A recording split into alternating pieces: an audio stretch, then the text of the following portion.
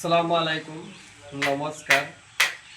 আজি আমি 18 স্কোয়াৰ ফুটৰ যদি আপোনালোকে ফাউণ্ডেশ্যন কৰি ছাদখন মাৰে আৰু গ্ৰাউণ্ড ফ্ল'ৰটো যদি আপোনালোকে কমপ্লিট কৰিবলৈ যায়, ধৰি লওক ফাউণ্ডেশ্যন কৰি ছাদখন আগতে মাৰি থৈছে, এতিয়া অকল আপোনাৰ ৰুমৰ গাঁথনি কৰিব, গ্ৰাউণ্ড ফ্ল'ৰটো আপোনালোকে কমপ্লিট কৰিব বিচাৰে, গাঁথনি কৰিব বিচাৰে, তেতিয়াহ'লে আপোনালোকৰ কিমান টকা খৰচ আহিব বা ইটা বালি আপোনালোকৰ কিমান লাগিব। আজিৰ ভিডিঅ'টো তেওঁলোকৰ কাৰণে যিসকলে মোক প্ৰশ্ন কৰে যে আমাৰ ছাদখন মাৰা হৈ আছে, আমি গ্ৰাউণ্ড ফ্ল'ৰটো আমি কমপ্লিট কৰিম, আমাৰ কিমান খৰচা হ'ব।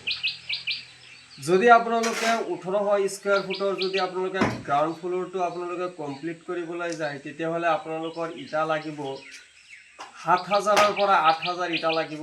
ইটা আপোনাৰ কম বেছি হয়, আপোনাৰ ধৰি লওক খিৰিকীৰ চাইজ যদি আপোনালোকে ডাঙৰ ডাঙৰ খিৰিকী বহায়, উইণ্ড'বিলাক যদি আপোনালোকে ডাঙৰ ডাঙৰ বহায়, তেতিয়াহ'লে আপোনালোকৰ ইটা কমে।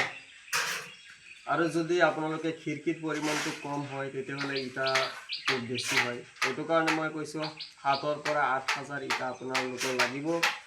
আৰু আপোনালোকৰ গাঁথনি কৰিলে আপোনাৰ 50ৰ পৰা 60 বেগ চিমেণ্ট যাব। আৰু যদি আপোনালোকে কমপ্লিট ফিনিচিংটো কৰিবলৈ যায়, প্লাষ্টাৰৰ কাৰণে ধৰি লওক 100 পৰা 120 বেগমান চিমেণ্ট যাব।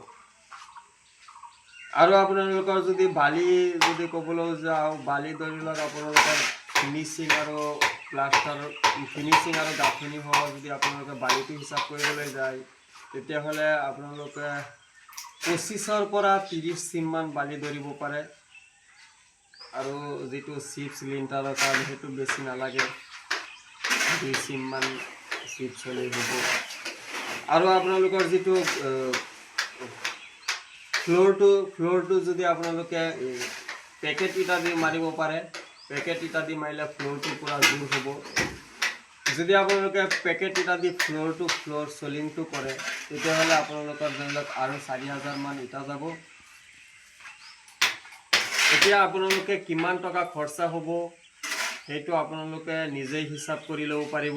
মই যিটো হিচাপ দিছোঁ, ইয়াত ধৰি লওক যিটো মেকিং চাৰ্জ আছে, মিস্ত্ৰী যিটো খৰচ, সেইটো মই কোৱা নাই।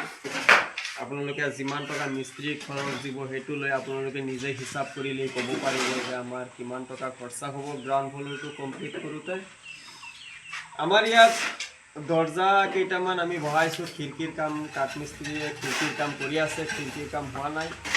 খিৰিকীৰ কাম হ'লে আমাৰ খিৰিকীৰ ডিজাইনটো আপোনালোকে চাব। আমাৰ খিৰিকী চিম্পলত দিয়া নাই, এটা ডিজাইন আছে। যদি আমাৰ খিৰিকী বহোৱাৰ পিছতো আমি ইয়াৰ ভিডিঅ' আৰু এটা দিম, আপোনালোকে চাব। আজিৰ ভিডিঅ'টো মই ইমানতেই শেষ কৰিলোঁ। জয় অসম।